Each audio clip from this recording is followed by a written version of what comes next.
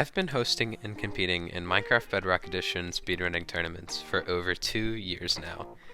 Through lots of trials, lots of week 3s, errors, but they basically mean the same thing, I think I finally have a grasp on how to make the best possible tournament, where anyone can join, anyone can compete, but only the dedicated few can be the best. Hello everyone, my name is OPSR, and welcome to Weekly Seed 2. The structure of this tournament will be pretty similar to last time. Every week, starting at 10 PM CST, I will reveal a new seed with a video on my alt account, also Ophi. And any new runs from the seed from the previous week become invalid.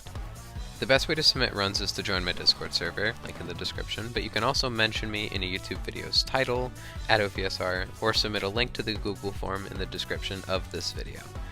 Your goal as a runner is to have the fastest times on each week, as you earn points based on what place you are compared to other runners. I'm not sure of exact point values yet, however, because I have no idea how many people are going to be competing, but as previously mentioned, anyone can join at any time. There are no eliminations. Regardless of your experience with this game, everyone has an equal chance to earn points and power-ups. I'll get to those later. But Ophi, I hear you ask, I suck at the game and I'll never beat anybody else. Don't worry, I've got you covered, because this video has a sponsor. The sponsor of today's video is Skillshare. It's me. I'm the sponsor of today's video. Did you really think I would make money off this channel? No, I swear too much. In about 48 hours from the release of this video, I'm going to release my official 1.19 practice map for anyone to download. It comes built in with a complete endfight practice map, every ruin portal as well as a lava room, portal room, and other methods of nether portal practice, an MLG practice room, a PvP arena, 2 whole crafting practice boxes, I'm working on the numbers part of that, and an unfinished bastion practice map that I'll probably get to eventually. I'll make a quick trailer video for that in 2 or 3 days or so stay tuned. Now, back to the good stuff. Everybody who enters the tournament and submits a week 1 run will be given a free power-up, as well as 10 additional people that I've decided to give an extra power-up to based on what these runners have been able to do and accomplish on Iceboat Seed and Filtered Seed glitchless. You don't have to play in the tournament just because I gave you a power-up, but please do. For Iceboat Seed, an extra power-up will go to Kima and Oreo the user. For Mobile Iceboat Seed, Shooken.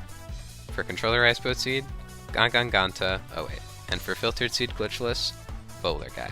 The 5 other runners are people who I have kept a close eye on and who I think have shown the most dedication and improved more than anybody else in their respective categories, just not had the best times in the world. And to give a rough example of what I mean by this, let's look at one runner in specific, Cube Flipper. Cube is a mobile runner who, for months, had been grinding with one goal in mind, sub 3, which is basically the equivalent of getting a sub 230 on mobile. With touch controls, by the way, not controller. They're not cringe like me. After countless losses, dozens of hours, and thousands of attempts, Cube finally got a time of 258.8, and he did it with Rubik's Stealth. That is improvement. Adding skill onto dedication and maybe just a little pinch of good luck. It's Iceboat Seed, it's pretty much all luck anyway, but it's 90% skill. That's not true. Other runners who will be receiving an extra power-up for improvement are Stuhler, Mini Miner, Diamond Dan, and Chloe Speedruns. So, what even is a power? Well, a power-up is something that activates for an entire week that gives you special advantages and bonuses. You can buy them for 10 of your points, or use the 1 or 2 I give you at the beginning.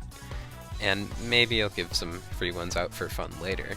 You can also sell one for 10 points, trade it to another player for whatever price you capitalists decide. Using a power-up, you can choose from currently 3 options. I'll add more in following weeks. The first option is the Cold Face power-up. The Cold Face is very cold and freezes 30 seconds off of every run that you get for a full week. The next, the X power-up, which multiplies your score for a week by 1.5 times. Basically, this means you cut the amount of points you get in a week in half, and then add it to the original score. 20 becomes 30, 7 becomes 10.5, which rounds to 11 because I'm generous, and the final power-up is kind of boring, but it's good. It's called the Dogecoin power-up. And just like in real life, Dogecoin is a very good just like in real life, Dogecoin is a very good investment. For every end of the week since you use the power up, it's worth 2 more points. So if you use it in week 1 and cash it in at the end of week 10, you've made 20 points, just like that. And yes, you heard me right, there is going to be 10 weeks of this tournament. I hope you're ready, because I certainly am not. Anyway, using a power up is pretty simple. If you're in the Discord server, it's complicated if you're not, but it's still possible. Really, the only way of doing this outside of the server is to fill out the Google form, same one as submitting a run, but instead of a run link posted there, post what power-up you want to use, and if it's an option, who you're going to use it against. Yes, I will add sabotage power-ups later, stay tuned. And now, without further ado, the week 1 seed, and the beginning of weekly seed 2. To begin the tournament, I have a pretty simple, inoffensive filtered seed glitchless seed with definite potential to be beaten in under 7 minutes. You spawn into a plains village, also known as the best village, with a blacksmith. It has only an iron pick, but the fountain is very close by and the golem along with it. The stronghold is pretty deep, which is pretty annoying, but there is an altar chest with a pearl and a 2-eye portal room. Once in the nether, you'll be greeted with a very good spawn, under a bridge bastion and next to a fortress. There is also terrain that wraps around this rampart and has 2 iron swords, both capable of having looting 3, or any kind of looting for that matter. The spawner is just 1 pearl away, and the end is nothing special, just a simple filter seed glitchless seed that shouldn't be too complicated to route or anything, and I'm sorry in advance if you don't get pearls.